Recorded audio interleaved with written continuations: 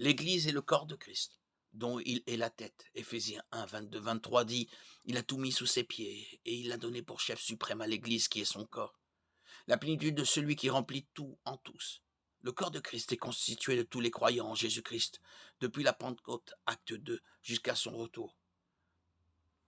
Il présente deux aspects: l'Église universelle, constituée de tous ceux qui ont une relation personnelle avec Jésus-Christ. En effet, que nous soyons juifs ou grecs, esclaves ou libres, nous avons tous été baptisés dans un seul esprit, pour former un seul corps. Et nous avons tous bu à un seul esprit. 1 Corinthiens 12-13.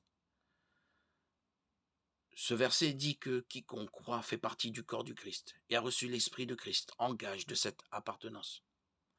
La véritable Église de Dieu n'est pas un bâtiment ou une dénomination particulière.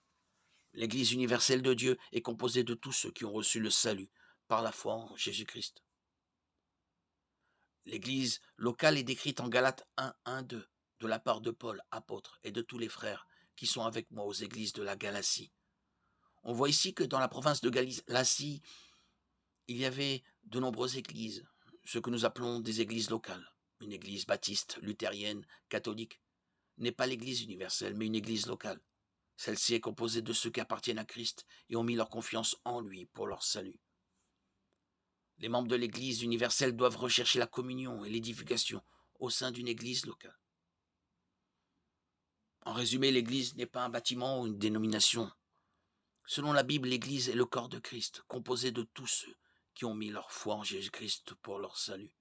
Jean 3, 16, 1 Corinthiens 12, 13.